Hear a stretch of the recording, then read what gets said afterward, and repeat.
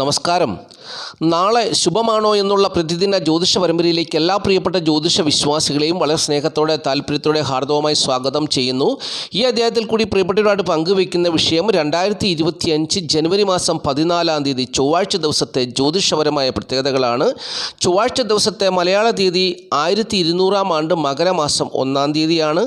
അത് ഇന്ത്യൻ തീയതിയിൽ പറഞ്ഞാൽ പൗഷമാസം 24-ാം തീയതിയാണ്. സൂര്യോദയ സമയം ചൊവ്വാഴ്ച ദിവസം രാവിലെ 6:44 അസ്തമയ സമയം വൈകുന്നേരം 6:17 അതുപോലെ തന്നെ ഉദയാൽപരം തിഥി പ്രഥമ തിഥിയാണ്. പ്രഥമ തിഥി ബുധനാഴ്ച പുലർച്ചെ 3:23 വരെ ഉണ്ടായിരിക്കും. ചൊവ്വാഴ്ച ദിവസത്തെ ഉദയാൽപരം നക്ഷത്രം പുണർദ നക്ഷത്രമാണ്. പുണർദ നക്ഷത്രം ആരംഭിക്കുന്ന സമയം തിങ്കളാഴ്ച രാവിലെ 10:39 അവസാനിക്കുന്ന സമയം ചൊവ്വാഴ്ച രാവിലെ 10:18 അപ്പോൾ ഈ സമയത്ത് ജനിക്കുന്ന കുട്ടികൾ പുണർദ നക്ഷത്ര ജാതകരാണ്. പുണർദ നക്ഷത്രത്തിൻ്റെ പ്രത്യേകത അതിൻ്റെ ആദ്യത്തെ 3 പാദങ്ങൾ മിഥുനക്കുറിലും അവസാനത്തെ ഒരു പാദം കർക്കിടകക്കുറിലുമാണ്. അപ്പോൾ ഈ പുണർദം കാൽ നക്ഷത്രത്തിനും പൂയം നക്ഷത്രത്തിനും ആയില്യം നക്ഷത്രത്തിനും ശശിമംഗള രാജയോഗം സംഭവിക്കുന്നു. അതായത് ചന്ദ്രൻ പുണർദം നക്ഷത്രത്തിൻ്റെ അവസാന പാദത്തിൽ കൂടിയും പൂയം നക്ഷത്രത്തിൽ കൂടിയും ആയില്യം നക്ഷത്രത്തിൽ കൂടിയും സഞ്ചരിക്കുന്ന സമയം ശശിമംഗള രാജയോഗം സംഭവിക്കുന്നു. അതെങ്ങനെയാണ് സംഭവിക്കുന്നത്? ഇപ്പോൾ ചൊവ്വ കർക്കിടകൻ രാശിയിൽ നീചനായിട്ട് നിൽക്കുന്നു. ആ ചൊവ്വായ്ക്ക് നീചഭംഗത്വം വന്നു ചേരുകയും അതോടൊപ്പം തന്നെ ശശിമംഗള രാജയോഗം എന്ന് പറയുന്ന രാജയോഗം വന്നു ചേരുകയും ചെയ്യുന്നു. അതുകൊണ്ട് കുറേ നാളുകാർക്ക്, അതായത് മീനക്കുറുകാർക്ക്, മേടക്കുറുകാർക്ക്, അതുപോലെ തന്നെ മിഥുനക്കുറുകാർക്ക്, കർക്കിടകക്കുറുകാർക്ക്, തുലാക്കുറുകാർക്ക്, വൃശ്ചികക്കുറുകാർക്ക്, മകരക്കുറുകാർക്ക് ഇവർക്കാണ് ഏറ്റവും കൂടുതലായിട്ടുള്ള നേട്ടങ്ങൾ വന്നു ചേരുക. മറ്റുള്ളവർക്ക് അതിൻ്റേതായ രീതിയിലുള്ള നേട്ടങ്ങളുമൊക്കെ വന്നു ചേരും. എന്നാൽ ഏറ്റവും കൂടുതലായിട്ട് വന്നു ചേരുന്നത് മീനം, മേടം, അതുപോലെ തന്നെ മിഥുനം, കർക്കിടകം, അതുപോലെ തന്നെ തുലാം, വൃശ്ചികം, മകരം ഇത്രയും കുറുകാർക്കാണ് ഏറ്റവും കൂടുതലായിട്ട് നേട്ടങ്ങൾ വന്നു ചേരുക. അതും മനസ്സിലാക്കുക. നക്ഷത്രം ഫലത്തിനകത്ത് ഞാനത് പറയുന്നുണ്ട്. അപ്പോൾ ഇത്രയും കാര്യങ്ങൾ പ്രിയപ്പെട്ടവർ ഈ വീഡിയോയിൽ കൂടി മനസ്സിലാക്കുക. ശശിമംഗള രാജയോഗം എന്താണ്? ശശിമംഗള രാജയോഗം എന്ന് പറഞ്ഞാൽ എന്താണെന്നുള്ളത് ഒന്നുകൂടി പറഞ്ഞു തരാം. ശശി എന്ന് പറഞ്ഞാൽ ചന്ദ്രൻ, മംഗലൻ എന്ന് പറഞ്ഞാൽ ചൊവ്വ. അവിടെ അത് ഉച്ചരിച്ച് പറയുമ്പോൾ ശശിമംഗള യോഗം എന്നാണ് പറയുന്നത്. അപ്പോൾ മംഗലൻ ചൊവ്വയാണ്, ശശി ചന്ദ്രനാണ്. ഈ ചന്ദ്രനും ചൊവ്വയും ഒരുമിച്ച് ചേരുമ്പോൾ ജാതകർക്ക് നല്ല എനർജി ഉണ്ടാകുന്നു. ചന്ദ്രൻ മനുഷ്യൻ്റെ മനസ്സിനെയും ശരീരത്തെയും മനുഷ്യൻ്റെ മനസ്സിൻ്റെയും ശരീരത്തിൻ്റെയും കാരക ഗ്രഹമാണ് ചന്ദ്രൻ. അതുപോലെ തന്നെ മനുഷ്യരുടെ ബലം, ശക്തി, ഊർജം എന്നിവയുടെ കാരകഗ്രഹമാണ് ചൊവ്വ. അപ്പോൾ ഒരു വ്യക്തിയുടെ മനസ്സിനും ശരീരത്തിനും നല്ല ഉന്മേഷവും ഊർജവും ഉണ്ടാകണമെങ്കിൽ ശരീരത്തിന് നല്ല ബലം ഉണ്ടാകണം. അപ്പോൾ നല്ല ബലമുണ്ടാകുമ്പോൾ അവർ പവർഫുള്ളാവുന്നു. പല കാര്യങ്ങളിലും അവർ നേട്ടങ്ങൾ കൊയ്തെടുക്കുന്നു. എവിടെയും ഇടിച്ചു കയറുന്നു. സാഹസികമായ കാര്യങ്ങൾ പോലും ചെയ്ത് അവർ വിജയം കൈവരിക്കുന്നു. അപ്പോൾ ഇതാണ് ഈ ചന്ദ്രനും ചൊവ്വയും ഒരുമിച്ച് നിന്നാൽ അത് ഒരു മനുഷ്യൻ്റെ ഹോൾ ബോഡി മൊത്തം പവർഫുള്ളാകുകയാണ്. ആ ഹോൾ ബോഡി മൊത്തം മുഴുവൻ ശരീരവും പൂർണ്ണമായിട്ടും ബലപ്പെടുമ്പോൾ നല്ല ഉന്മേഷമുണ്ട്, നല്ല ചുറുചുറുക്കുണ്ട്, നല്ല ആരോഗ്യമുണ്ട്, നല്ല ശക്തിയുണ്ട്. എവിടെയും തൻ്റെ ഇടത്തോടു കൂടി കയറി ചെല്ലുവാനും അവിടെ പ്രവർത്തിച്ച് വിജയം നേടുവാനുമുള്ള ഒരു ശക്തി ഉണ്ടാകുന്നു. അപ്പോൾ ആ ഒരു ശക്തിയുടെ നേട്ടമാണ് ഈ കൂറുകാർക്കെല്ലാം വന്നു ചേരുക എന്നുള്ളതാണ് അതാണ് ശശിമംഗള രാജയോഗത്തിൻ്റെ പ്രത്യേകത. ഇപ്പോൾ ഒരു മനുഷ്യന് മനസ്സുണ്ട്, ശരീരമുണ്ട്, ചത്തേ ചതഞ്ഞെന്ന് പോയാൽ എവിടെയെങ്കിലും ഇടിച്ച് കയറാൻ പറ്റുമോ? അപ്പോൾ പറ്റത്തില്ല. അപ്പോൾ നല്ല ഊർജം വേണം, നല്ല ഉരുക്ക് പോലെയുള്ള ശക്തി വേണം. ആ ശക്തി ഉണ്ടെങ്കിൽ മാത്രമേ എവിടെയും ഇടിച്ച് കയറി ചെല്ലുവാനും ഏത് പ്രതിസന്ധി അതിജീവിക്കുവാനുമുള്ള ശക്തി ഉണ്ടാകും. അപ്പോൾ അതാണ് ചൊവ്വയുടെ സ്വാധീനം എന്ന് പറയുന്നത്. എന്നാൽ ചൊവ്വ ചിലരെ അമിതമായിട്ട് സ്വാധീനിച്ചു കഴിഞ്ഞാൽ അനിഷ്ടഭാവത്തിൽ, ഒരു ജാതകൻ ജനിക്കുമ്പോൾ അനിഷ്ടഭാവത്തിൽ നിന്ന് ചൊവ്വ അവരെ അനാവശ്യമായിട്ട് സ്വാധീനിച്ചു കഴിഞ്ഞാൽ ആ ജാതകൻ ക്രിമിനൽ പശ്ചാത്തലമുള്ളവനായി മാറും. കൊലപാതകം വരെ ചെയ്യും, ജയിൽവാസം അനുഭവിക്കും. മറ്റുള്ളവരെ അടിക്കാനോ അല്ലെങ്കിൽ അവരെ വേദനിപ്പിക്കുന്നതിനോ ഒരു മടിയുമില്ല.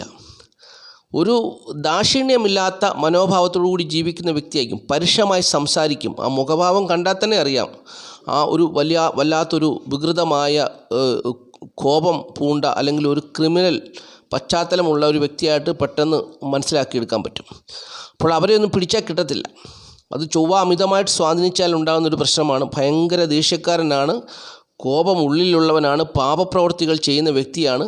അപ്പോൾ അങ്ങനെ സമൂഹത്തിനും വീടിനും അല്ലെങ്കിൽ നാട്ടുകാർക്കും ബന്ധുക്കാർക്കും ആർക്കും കൊള്ളാത്ത ഒരു വ്യക്തിയായി മാറും. അത് ചൊവ്വ അമിതമായി സ്വാധീനിച്ചാലാണ്. ഇവിടെ ചൊവ്വ നീചനായിട്ട് നിൽക്കുന്നു. ബലമില്ലാത്ത ഒരു സാഹചര്യത്തിൽ നിൽക്കുമ്പോൾ ചന്ദ്രൻ വന്ന് ചേർന്ന് ബലത്തെ കൊടുത്തു, ആവശ്യത്തിനുള്ള ബലമാണ് കൊടുക്കുന്നത്. അപ്പോൾ അത് ദോഷം ചെയ്യാത്തൊരു സാഹചര്യത്തിൽ കൂടിയാണ് ജാതകർക്ക് വന്നു ചേരുക. അതാണ് ഈ ശശിമംഗള രാജയോഗത്തിൻ്റെ പ്രത്യേകത. അപ്പോൾ ഇനി നമ്മൾ ചിന്തിക്കുന്നത്, ഈ ചൊവ്വാഴ്ച രാവിലെ 10:18 മുതൽ പൂയം നക്ഷത്രം ആരംഭിക്കുകയാണ്. അപ്പോൾ പുണർദ നക്ഷത്രപ്രകാരവും പൂയ നക്ഷത്രപ്രകാരവുമുള്ള അനുകൂലവും പ്രതികൂലവും അനുഭവങ്ങളെ പറയാം. അപ്പോൾ പുണർദ നക്ഷത്രം ആരംഭിക്കുന്നത് തിങ്കളാഴ്ച രാവിലെ 10:39 പുണർദ നക്ഷത്രം അവസാനിക്കുന്നത് ചൊവ്വാഴ്ച രാവിലെ 10:18 അപ്പോൾ ഈ സമയത്ത് അനുകൂലമായ അനുഭവങ്ങൾ ഏതൊക്കെ നാളുകാർക്കാണെന്നുള്ളത് പറഞ്ഞുതരാം. പുണർദ നക്ഷത്രപ്രകാരം അനുകൂലമായ അനുഭവങ്ങൾ വന്നു ചേരുന്ന നാളുകാർ ഭരണി, രോഹിണി, പൂരുട്ടാതി, ഉത്രട്ടാതി, ചോതി, വിശാഖം, തിരുവാതിര. ഇത്രയും നാളുകാർക്ക് തിങ്കളാഴ്ച രാവിലെ 10:39 മുതൽ ചൊവ്വാഴ്ച രാവിലെ 10:18 വരെയുള്ള സമയം അനുകൂലമായ സമയമാണ്. ഈ സമയത്ത് പ്രതികൂലമായ അനുഭവങ്ങൾ വന്നു ചേരുന്ന നാളുകാരെ കൂടി പറഞ്ഞുതരാം. കാർത്തിക, മകേരം, അശ്വതി, അനിഴം, തൃക്കേട്ട. ഇവർക്ക് പ്രതികൂലമായ നക്ഷത്രമാണ് അല്ലെങ്കിൽ പ്രതികൂലമായ അനുഭവങ്ങളാണ് ഈ പുണർദ നക്ഷത്ര സമയത്ത് വന്നു ചേരുക എന്നുള്ളത് മനസ്സിലാക്കുക. അതായത് ചൊവ്വാഴ്ച രാവിലെ 10:18 വരെ പ്രതികൂലമായ അനുഭവങ്ങളായിരിക്കും വന്നു ചേരുക എന്നുള്ളത് മനസ്സിലാക്കുക.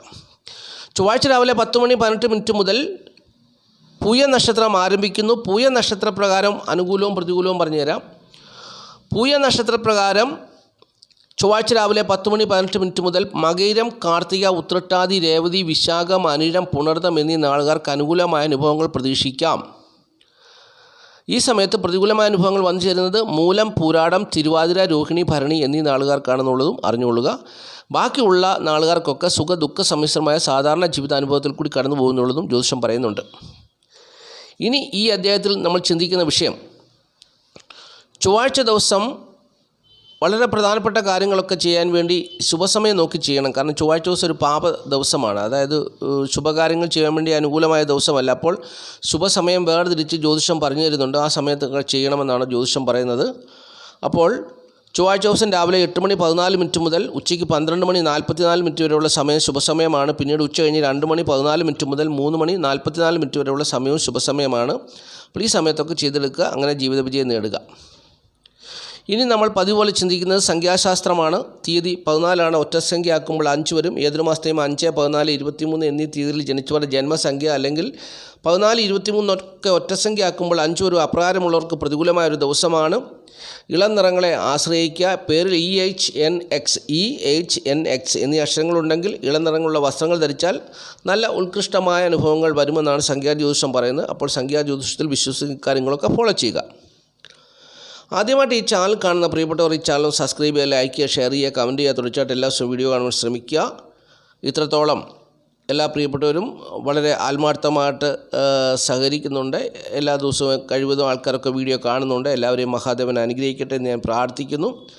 അതോടൊപ്പം തന്നെ ഈ വീഡിയോ കാണുന്ന പ്രിയപ്പെട്ടവരുടെ ജീവിതം വളരെ ദയനീയമായ അവസ്ഥയിൽ കൂടിയാണ് കടന്നു പോകുന്നതെങ്കിൽ നവഗ്രഹങ്ങളാലുള്ള ദോഷത്താൽ നിങ്ങൾക്ക് ജീവിതത്തിൽ ഉയർച്ചയില്ല, നിങ്ങളുടെ ജീവിതത്തിൽ ഒന്നും രക്ഷപ്പെടാൻ പറ്റുന്നില്ല, പല പ്രശ്നങ്ങളിൽ നിങ്ങൾ അകപ്പെട്ട് ഇങ്ങനെ ജീവിതം തകർന്ന് മുമ്പോട്ട് പോവുകയാണെങ്കിൽ നിങ്ങളുടെ ജനനത്തീയതിയും ജനിച്ച സമയവും വാട്സപ്പ് ചെയ്യുക.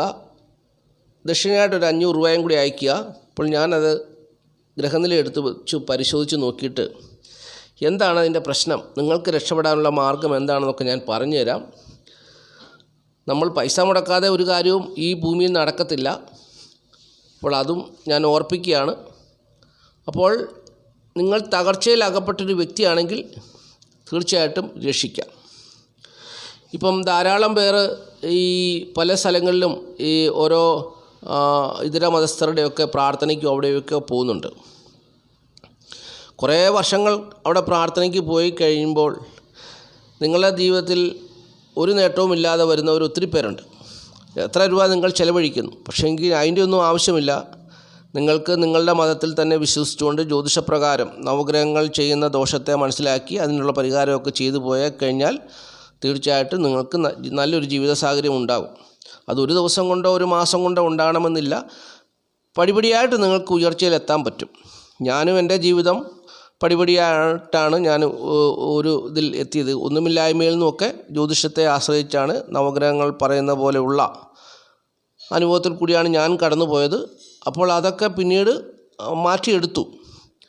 അത് നമ്മൾ ശ്രമിക്കുമ്പോഴാണ് ഇതെല്ലാം ഉണ്ടാകുന്നത്. ഒന്നുമില്ലാത്ത ഒരു വ്യക്തിക്ക് എല്ലാം ഉണ്ടാകും. ജ്യോതിഷത്തെ ആശ്രയിച്ചാൽ തീർച്ചയായിട്ടും അതുണ്ടാകും. അപ്പോൾ അതാണ് ഞാൻ ഈ പ്രിയപ്പെട്ടവരോട് പറയുന്നത്. നിങ്ങൾ തകർച്ചകൾ ആയിരിക്കുന്നൊരു വ്യക്തിയാണോ, നിങ്ങളെ ഞാൻ രക്ഷിക്കാമെന്ന് പറയുന്നത് എൻ്റെ അനുഭവം കൊണ്ടാണ് ഞാൻ പറയുന്നത്. അപ്പോൾ അതെനിക്കൊരു വിശ്വാസമുണ്ട്. എൻ്റെ അനുഭവത്തിൽ കൂടി ഞാൻ കരകയറിയതുപോലെ നിങ്ങളെയും കരകയറ്റാൻ പറ്റും. അതുകൊണ്ടാണ് പറയുന്നത്. അപ്പോൾ താല്പര്യമുള്ളവർ നിങ്ങളുടെ ജനനത്തീയതി, ജനിച്ച സമയം, സ്ഥലം എന്നിവ വാട്സപ്പ് ചെയ്യുക. 500 രൂപ ദക്ഷിണ അയയ്ക്കുക.